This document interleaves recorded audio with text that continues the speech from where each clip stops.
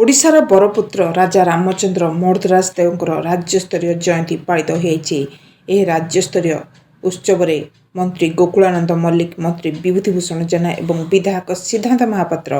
प्रमुख जोगदे स्वर्गीय खलिकोट राजांकर स्मृतिचारण करथिले। एही अवसर रे खोर्धार युव प्रतिभा शिव कुमार नाली को संबर्धित करा जायथिला। जो अवदान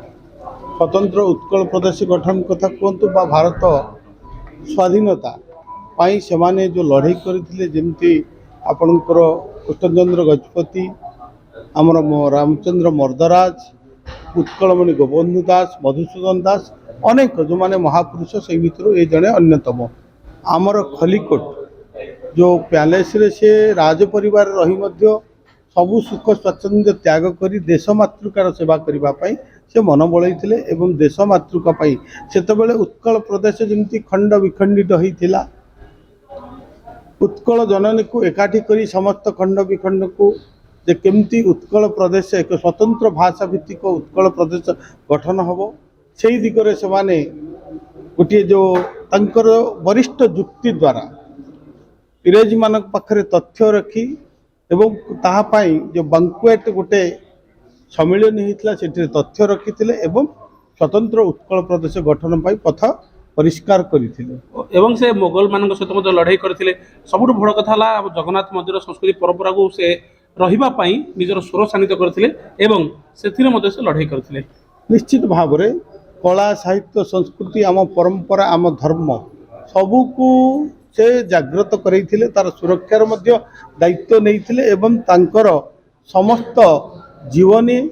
जीवन जेतिकी दिन से बंची यही समाज पाई, देश पाई, माटी पाई, ए जाति पाई उत्सर्ग थिला। तेणु तांको विषय रे आमर पीढ़ी माने उत्तराधिकारी माने मध्य इतिहास को अध्ययन करने दरकार। जो माने ए देश माटी पाई जो वीर पुरुष माने बलिदान देइछथि तांको आमे चिरस्मरणीय रखा दरकार, जहाँ फल कि सेमानंटू आमको प्रेरणा मिले एवं साहस मिले, शक्ति मिले एवं आमको आगको भविष्य गठन पाई जो विकसित ओडिशा समृद्ध भारत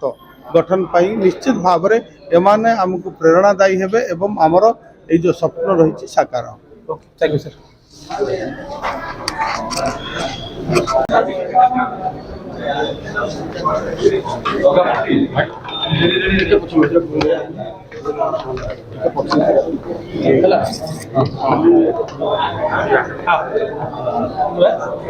आप स्वागत करूँ आज राजा रामचंद्र मर्दराज देव 126तम जन्मोत्सव यहाँ आम राजा साहब राजबहादुर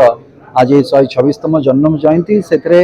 निश्चित भाव में ए प्रदेश गोटे जनसाधारण कहतु बा इतरे जन्म होता निजक मु गौरवान्वित मन करुच्ची जो गंजाम माटीर उत्कल सम्मिलनी बा स्वतंत्र उत्कल प्रदेश जो मंजी पोता जाइथिला एवं से माटीर पिला भाव भी निज गर्वित अनुभव करुच्ची एवं आशा करुच्ची जे परवर्ती समय आज जो कथा मोर वक्तव्य रखिली जे इतिहास अनेक समय प्रश्नवाची हो जाए।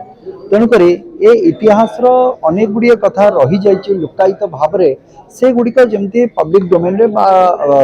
जनता सामना को आसवा दरकार, समस्ते जानिबा दरकार। कारण इतिहास होचे हमर अतीत। आज वर्तमान को ठिया होकि जदि आम भविष्य कथा चिंता करवा ताले से इतिहास को सर्वसम्मुख को आनिबा निहाती दरकार। तेणुक एते गौरवमय इतिहास अच्छी, एते बरपुत्र वीरगाथा रही से जगार एते अवदान रही तो से सब आसवा दरकार। आज से स्वतंत्र उत्कल प्रदेश रे आम यदि हरिहर मर्दराज जे कि राजबहादुर पिता से जगह से आरंभ होता उत्कल सम्मिलनी मंजी पोता 1902 मसीह रंभा पैलेस रे। परवर्ती समय 2003 रे ईदगाह पड़िया रे तार ऑफिशियली आधिकारिक भाव में तार सम्मिलनी कराइला। परवर्ती समय से कथा को से सुयोग्य पितांतर सुयोग्य पुत्र हिसाब रे से ताको आगे नहीं अनेक अवदान रही अनेक क्षेत्र में। मु तो कहबी जे आमर जदि नूतन ओडिशा आज जहाँ भी देखुचे तार अन्यतम बिंधाणी कहले भी अत्युक्ति हेनी राजबहादुर रामचंद्र मर्दराज देव। सर खाली सेतिक नुहे से मध्य आम स्वाधीनता इंग्रेज स्वाधीनता संग्राम थे, मोगल मान सहित लड़ाई करते सहित आम जगन्नाथ संस्कृति परंपरा आम मंदिर से लड़ाई करते। नहीं देखु अनेक कथा मुझे कहली से इतिहास अनेक समय प्रश्नवाची हो जाए, किंतु ये सब तथ्य आसवा दरकार जदि कला जगत को कहे मुझे मोर पेशा जोटा मुझे सिनेमा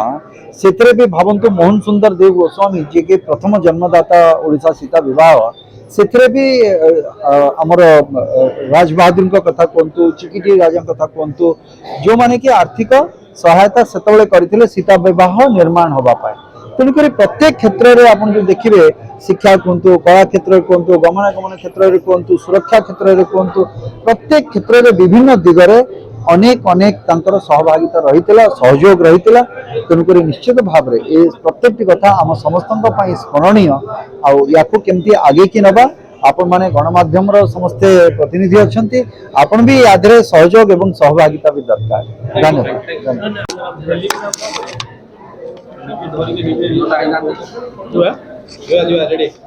सर आज जन स्वाधीनता संग्रामी राजा रामचंद्र मधुराज देव 126तम जन्मवार्षिक उत्सव कौन कहे गोटे अभी राजा राज बहादुर रामचंद्र मधुराज देव 126तम जन्म जयंती यही अवसर में उड़ीसा सरकार आज स्वीकृति दे पालन कर जयदेव भवन ठारे एवं विशिष्ट अतिथि मैंने आसी आज राजा रामचंद्र मधुराज देव को गुणगान कर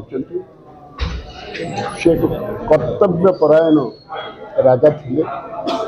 प्रजा बछड़ राजा थे ता सहित खलिकोट अंचल खलिकोट गड़जात तथा गंजामर उन्नति एवं उड़ीसार उन्नति सर्वोपरि सी जीवन सारा सी लगी मात्र 63 वर्ष से योधाम त्याग करथिले किंतु तांकर जो कीर्ति जहाँ जहाँ करिचंती से गंजाम कहतु खलिकोट कहतु एवं उड़ीसा कहतु आज भी लोक जीवित रखिंट एवं तांकर गुणगान आपण माने जानथिबे से दुईटा गोल्ड टेबल बैठक में जोग देइथिले आपनकर लंदन रे 1932 मसीहा सेकेंड गोल्ड टेबल बैठक एवं 33 मसीह सी जाई जॉइंट पार्लियामेंटरी कमिटी रे खंड विकलित उत्कल को केमती एकत्रीकरण करा एवं स्वतंत्रता पाइब उत्कल से बलिष्ठ युक्ति उपस्थापन करथिले जारी फल कि 3 वर्ष पर आमको उत्कल प्रदेश मान्यता मिलला एवं जहाँ आज उड़ीसा भुवनेश्वर लक्ष्मी मुंडा रिपोर्ट ओडिशा मोबाइल टीवी।